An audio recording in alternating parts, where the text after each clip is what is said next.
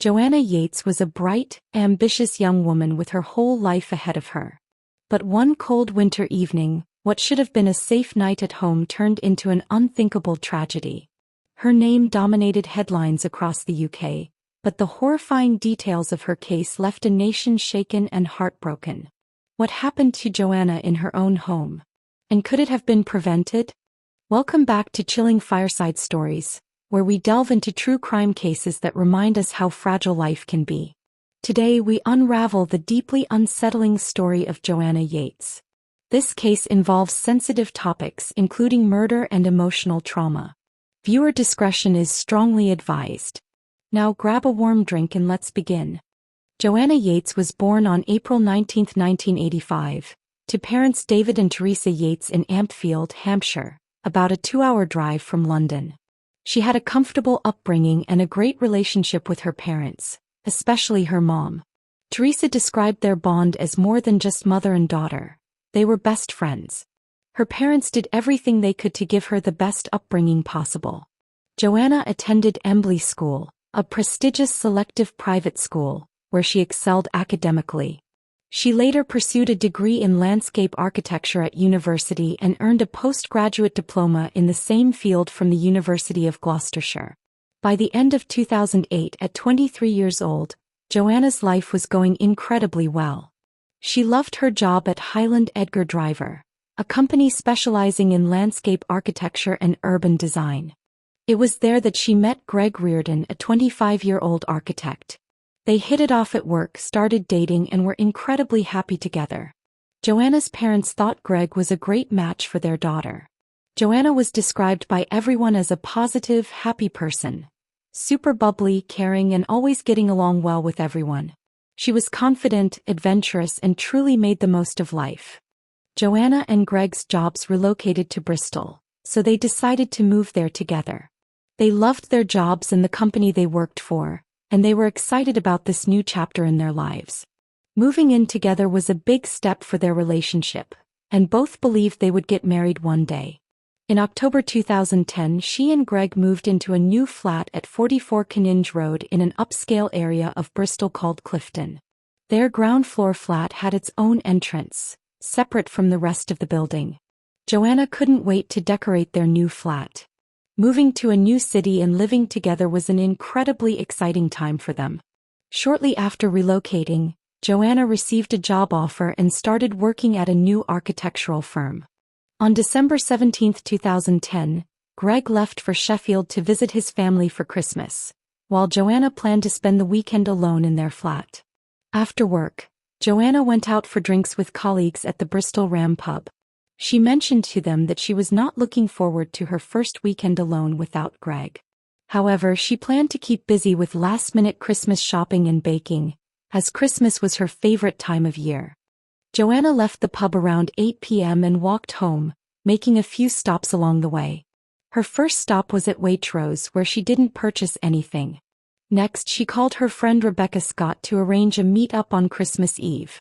She then went to Tesco Express in Clifton Village, where she bought a mozzarella, tomato, and basil pesto pizza, captured on CCTV at 8:40 p.m.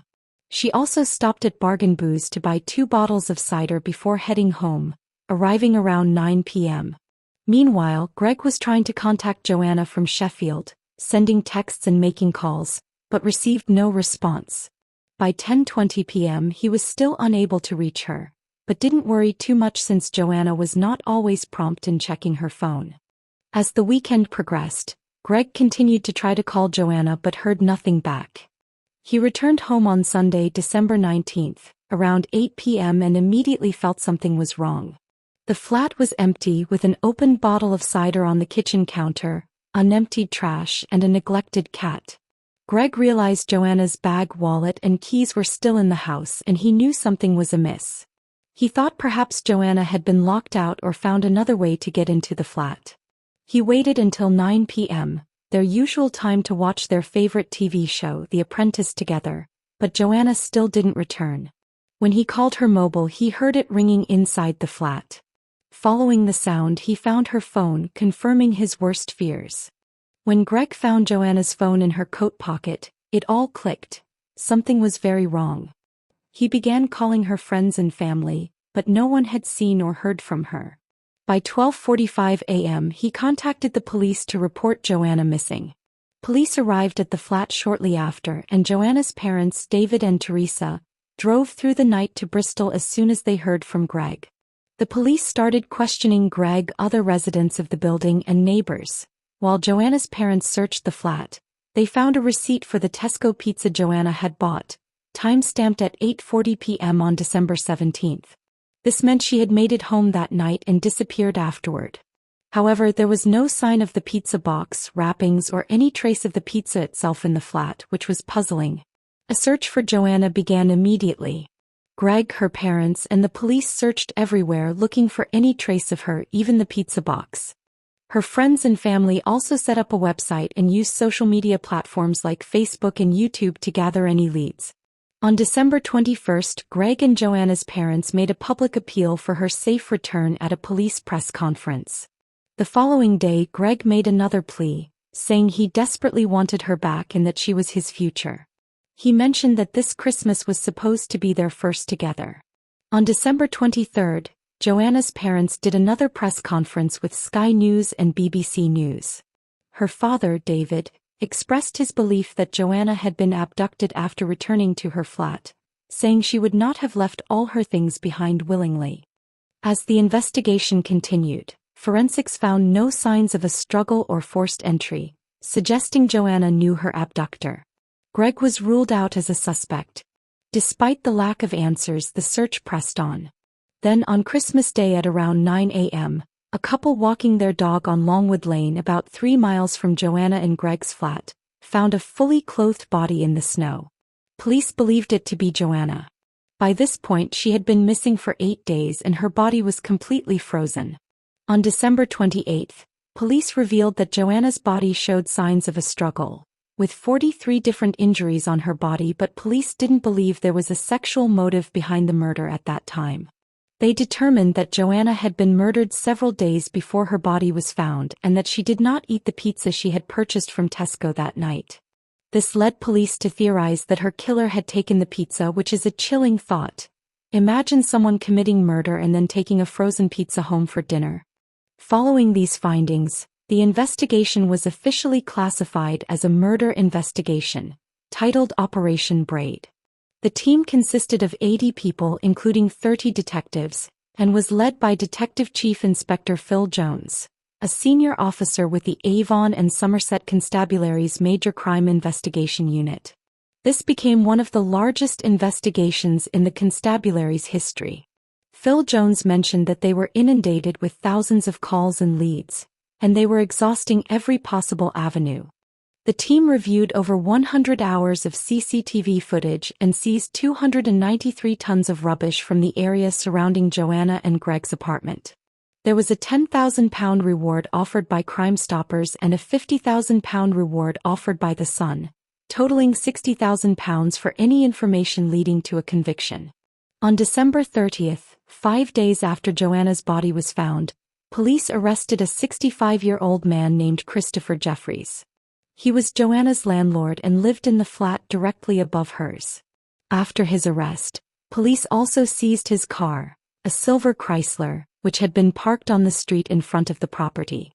Chris was a retired schoolteacher who helped run a neighborhood watch scheme and was described as an eccentric pillar of society. He initially came to the police's attention when he mentioned seeing Joanna leaving her flat with 2 other people, talking in hushed tones around 9 p.m. on the night she disappeared. This made him the last person to see Joanna alive. However, when questioned by the media, Chris began to backtrack, saying he couldn't be sure he had seen Joanna that night.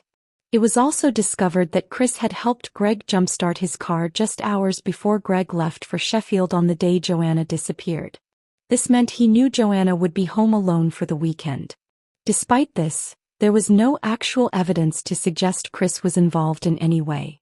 Police extended his detention for another 12 hours, hoping to get a confession, but they had no evidence. During this time, a neighbor from the same block of flats reported seeing Chris move his car for a couple of hours on the night of the murder. While this wasn't particularly suspicious, police had no other leads or suspects, so they grasped at any straws they could find. Chris was held for 2 days, extensively questioned, and his house and car were searched for any clues, including the missing pizza box. They found nothing, so he was released on bail on January 1st and ruled out as a suspect. However, by the time Chris was released, the damage was already done. His name had been put out there as a suspect, and the media had gone wild, bashing him and ruining his reputation. Chris was simply brought in for questioning with no evidence against him. Yet the media vilified him for being a friendly neighbor who helped Greg with his car and tried to assist the police with any information he might have had. Chris ended up suing 8 different newspapers, all of which had to publicly apologize and pay him damages. The police also had to apologize for the distress caused during their investigation. His name never should have been released in the first place. As the investigation continued, more witnesses came forward. One woman who attended a party across the road from Joanna and Greg's flat said she heard a woman screaming around 9 p.m. on the night Joanna disappeared. Initially, she didn't think much of it due to the festive season, but she reported it to the police after learning about Joanna's disappearance and murder. Police questioned all 20 people at the party and collected DNA from the men, but nothing came of it. Another neighbor living behind Joanna and Greg's flat also heard a woman screaming for help. Although he couldn't recall the exact time, he reported it to the police after hearing about the murder. Investigators also looked into connections with other unsolved cases, including the 1974 murder of 20-year-old Glenys Cairn at Clifton Zoo, the 1996 disappearance and murder of 35-year-old Melanie Hall, and the 2009 disappearance of 35-year-old Claudia Lawrence. Melanie's case bore the closest resemblance, as both women were of similar age and disappeared after meeting friends. However, no solid connections were found. Despite exhausting every possible lead, the police still had many unanswered questions. They didn't know when Joanna was murdered, whether she knew her killer, or why the Tesco pizza was missing. There were no signs of forced entry, leaving them to wonder if Joanna let the killer in or if the person was already in her flat when she got home. By January 2nd, the police increased patrols in the Clifton area, urging women not to walk home alone after dark and advising residents to secure their homes at night. They worked with the BBC program Crime Watch to recreate Joanna's last movements before her murder. On January 4th, they launched a Facebook campaign to generate leads, allowing people to message in with information. By January 5th, the campaign had over 250,000 views and many people had reached out. Lead detective Phil Jones announced that one of Joanna's gray ski socks was missing when her body was found, suggesting the killer might have taken it. By this point, the investigation had established over 1,000 lines of inquiry, but they were still exploring every possible lead. The police were questioning customers from the Bristol Ram pub, stopping motorists on Canninge Road and Longwood Lane, and doing everything they could think of. They even enlisted a private company specializing in forensic analysis for criminal investigations, using a technique called DNA sense. This technique purifies, concentrates, and enhances DNA, which was crucial since Joanna's body was completely frozen, making it hard to gather DNA evidence. Using DNA sense technology, they managed to extract some DNA from under her clothes. They didn't know if it was saliva, semen, or just touch DNA, but it was DNA nonetheless. The fact that it was found under her clothes suggested the crime might have been sexually motivated. Finally, the police got their breakthrough. Joanna's parents made a televised appeal on BBC's Crime Watch, and just hours after the broadcast, they received a call implicating a 32-year-old man named Vincent Tabak. Vincent was a Dutch architectural engineer born in the Netherlands in 1978. He moved to Bath, UK in 2007 and later to Bristol in June 2009, where he lived in the same building as Joanna. Vincent had already been on the police's radar but was initially ruled out as a suspect. He was first questioned on December 20th, along with all other residents of Joanna's building. He denied knowing anything about Joanna, which wasn't unusual since many people don't know their neighbors. The police also searched his apartment on December 23rd and found nothing. Vincent and his girlfriend Tanya Morrison left to spend Christmas with her family in Cambridge on the same day. The police called him on December 24 to verify his whereabouts on the night Joanna went missing. Vincent claimed he was home all night until he left at 2 a.m. to pick up Tanya from a work party. This alibi, combined with the focus on Chris Jeffries, led to Vincent being ruled out as a suspect. Vincent even left the country on December 28 to visit his family in the Netherlands. However, when Chris Jeffries was arrested on December 30, Vincent called the police, claiming Chris's car had moved on the night of Joanna's disappearance. This attempt to deflect suspicion backfired, prompting the police to take a closer look at Vincent. On December 31, 2 officers flew to Amsterdam to question Vincent. This 6-hour interrogation did not go well for him. The police initially sought information about Chris Jeffries, but Vincent's attempt to throw Chris under the bus only raised more suspicions about his own involvement. Vincent's behavior during his interview was bizarre enough to make the police suspicious. Initially, he claimed he didn't go out until he picked up his girlfriend Tanya from a work party at 2 a.m. However, during the interview he changed his story, saying he went out twice before that, to Asda supermarket and to take photographs. Without any prompting, he also mentioned stepping into Joanna's hallway while talking to Chris Jeffries, even though Joanna wasn't home. This unprompted admission was odd and only added to the police's suspicions. Given his erratic behavior, the police requested DNA and fingerprint samples from Vincent. Although he seemed concerned, he provided the samples, which were then compared to the DNA found on Joanna's body. Shortly after, Vincent and Tanya returned to Bristol on January 2, but they couldn't return to their flat as it was part of the crime scene investigation. Instead, they stayed with friends. Following the BBC Crime Watch appeal, a woman called in to implicate Vincent. The police didn't confirm whether the caller was Tanya, but the DNA testing results were conclusive. Vincent's DNA was found on Joanna's body, jeans, and under her knees, with a 1 in a billion chance that it didn't belong to him. On January 20, Vincent was arrested for Joanna's murder. He was detained and questioned for 96 hours but refused to cooperate, repeatedly saying no comment to all questions. He tried to claim that the labs had made a mistake or that the scientist had been paid to set him up, which seemed far-fetched. Following his arrest, the police searched his flat and car again, finding traces of Joanna's blood in the boot of his car. They also found fibers on Joanna's body that matched Vincent's black coat in his silver Renault car. While on remand, Vincent spoke to a chaplain, believing the conversation was privileged. He admitted to murdering Joanna, saying he was sorry. On May 5, during a hearing, Vincent pleaded guilty to manslaughter but not to murder. However, this plea was rejected by the Crown, and his trial was set for October 4, 2011 at the Crown Court of Bristol. In the lead-up to the trial, the police continued gathering evidence and searching for a motive. They searched Vincent's flat, car, and computer, discovering a disturbing search history. Vincent had a disturbing online activities. The police also found 145 indecent images and inappropriate content found on his computer. Among the many disturbing findings, 3 images were of particular interest to the investigation. These images depicted a blonde woman who looked similar to Joanna, wearing a pink top like the one Joanna was found in. The top was pulled up in a way that resembled how Joanna was discovered on Longwood Lane. The trial began on October 4, 2011, with Vincent now 33 years old. During the trial, Vincent admitted to causing Joanna's death but insisted it was an accident, making him guilty of manslaughter, not murder. He claimed that Joanna, who was essentially a stranger to him, invited him into her apartment for a drink on the night of December 17. According to Vincent, she made a friendly comment, so he tried to kiss her. When she reacted, he covered her mouth and held her neck, and within 20 seconds she was unresponsive. He claimed there was no struggle and it was a freak accident. In a panic, he said he placed her body in his car boot and left it on Longwood Lane. However, the prosecution presented a very different story.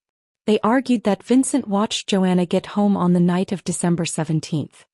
He had admitted being attracted to her and knew she would be home alone that weekend. A few minutes after she got home, he made an excuse to knock on her door, which would have been their first meeting. When Joanna answered, he overpowered her and forced his way into her hallway. Vincent, who was significantly taller than Joanna, used his height to pin her to the ground. Joanna fought back, resulting in multiple injuries. Vincent also had scratches and injuries on his hands and arms, which appeared to be defensive wounds. When asked about these injuries, he claimed he didn't remember how he got them. According to Vincent's own story, there was about an hour between the incident and when he placed Joanna's body in his car boot. This led the prosecution to believe her death was slow and painful. After the incident, Vincent took Joanna's body back to his flat, placed it in a bicycle cover, and then put it in the boot of his car. He drove to an Asda supermarket, bought beer and crisps, and texted his girlfriend Tanya, saying he was bored. He then returned to his apartment for about 20 minutes before leaving again to dispose of Joanna's body on Longwood Lane. Blood on the wall near where her body was found indicated he tried to push her body over the wall but couldn't. The prosecution argued that this was a calculated attack. Vincent knew what he was doing and demonstrated an ability to cover his tracks. After the incident, he made numerous searches related to the crime, including maps of Longwood Lane, rubbish collection schedules, sentences for manslaughter and murder, and the difference between manslaughter and murder. He frequently checked the Avon and Somerset police website for updates on the case and looked up information on body decomposition and forensic analysis. He also searched for Joanna's name and updates on the case while simultaneously browsing inappropriate websites, indicating he was deriving satisfaction from the crime. Vincent mentioned eating pizza on the night of Joanna's death, likely the Tesco pizza she bought but was never found. The thought of him going home, heating up that pizza and eating it after disposing of her body is truly disturbing. As the trial came to an end, Vincent told the jury he had thought about ending his own life twice and apologized to Joanna's parents, saying he was sorry for causing them so much pain. The trial concluded on October 28, and the jury found Vincent Tabak guilty of Joanna's murder by a 10-2 majority. He was sentenced to life in prison with a minimum term of 20 years. Despite the verdict, no concrete motive has ever been established. Vincent has never admitted to the murder, only to manslaughter, claiming it was an accidental killing. However, his search history and other evidence suggest it was an opportunistic crime. In 2015, Vincent was also charged with a string of offenses related to inappropriate content found on his computer, receiving an additional 10-month sentence to be served concurrently with his murder sentence. In 2022, he was moved from a maximum security prison to a lower-risk prison in Winchester, giving him a more comfortable life in prison. He attempted to move to the Netherlands, but this was denied as they would have been more likely to offer him parole after his 20-year minimum term. Vincent will be eligible for parole in 2031. Joanna Yeates was a bright light extinguished far too soon. Her story serves as a heartbreaking reminder of the dangers that can lurk even in the most familiar settings. Unfortunately, not all dangers are predictable. Joanna Yeates' tragic case emphasizes how small, proactive steps could make a difference in staying safe at home. Be cautious when answering the door. If a stranger knocks and you're unsure, don't feel pressured to answer. Simply say, "Sorry, I can't open the door right now. Could you leave a note?" This sets a boundary while avoiding confrontation. Secure your home. Use deadbolts, peepholes, and security cameras to maintain control over who enters. Let friends or family know if you feel unsafe or notice anything unusual in your surroundings. Even small decisions like politely declining to open the door can provide critical moments to assess the situation and stay safe. Thank you for joining me for this important case. If you found this story meaningful, please like, share, and subscribe to my channel. It would mean the world to me. Let me know your thoughts in the comments, and until next time, remember to stay informed, stay warm, and stay safe.